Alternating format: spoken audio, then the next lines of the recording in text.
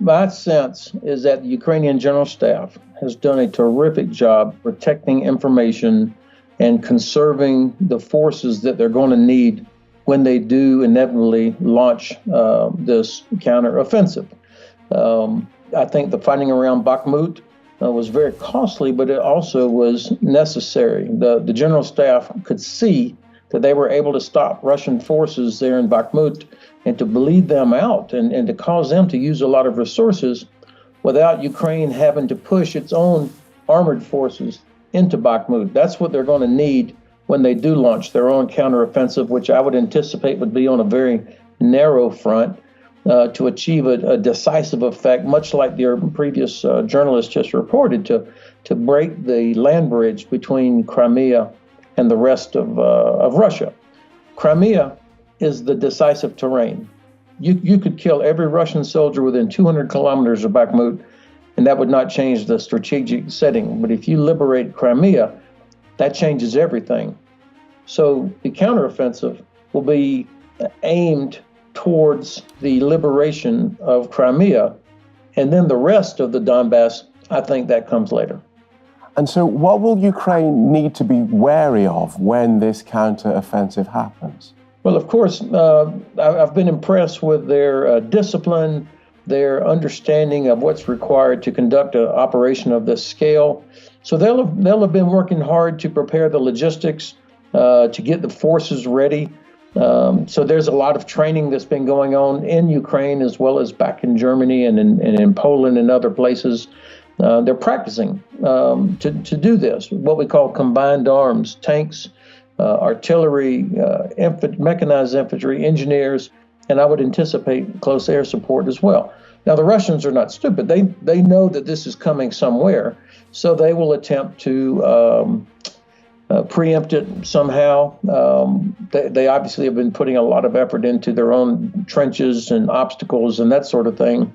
But I think the Ukrainians will pick the right time and place when the weather, the trafficability of the road, all the conditions are set so that they can bring up more long-range precision weapons that will enable them to make the Crimean Peninsula untenable, going after headquarters, going after ammunition storage sites.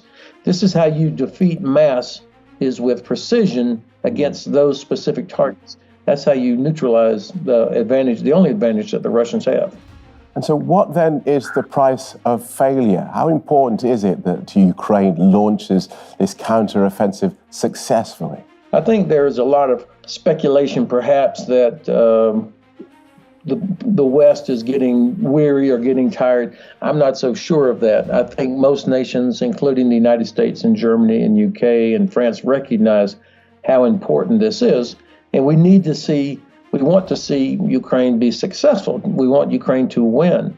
So I would not say this is all or nothing. But what I would expect, what I'm sure is happening, is that Ukraine, the General Staff, has done a very good job of preparation. They're continuing to do this, and I think this attack will have the possibility, or maybe the potential, to have a devastating effect on Russian forces. I think the Russians are really at the breaking point themselves. Their logistics system, we see constant reports of arguing and, flat out hatred and rivalry between all the leaders on the Russian side. And if this attack begins to pick up momentum and penetrates dozens of kilometers through Russian defenses, I think it's going to have a psychological effect on other Russian forces as well as in the Kremlin. And so I think the potential for a significant outcome is very real. The sanctions are having an effect. Russian people do not support this fight. They can't say that publicly, obviously, but there's nobody rushing to join the Russian army to join the fight. They absolutely don't want to be a part of it. So you remember you remember when the HIMARS first arrived on the scene back last summer, and immediately began to have effect, hitting Russian ammunition storage, Russian headquarters. And so the Russians then moved outside the range of the 90 kilometers that those rockets were able to reach. So by now, if in fact Ukraine has received the ground-launched small diameter bombs with that 150 kilometer reach, That means more of the Russian headquarters, artillery storage, and transportation networks. Those are now going to be in range. And so, with that sort of precision, you really undermine the Russian advantage in mass infantry and mass artillery by taking out the headquarters, taking out the ammunition, and making it difficult for them to move. And this is the kind of operation that they'll be doing, I think, for the next couple of months, what we would call shaping the battlefield.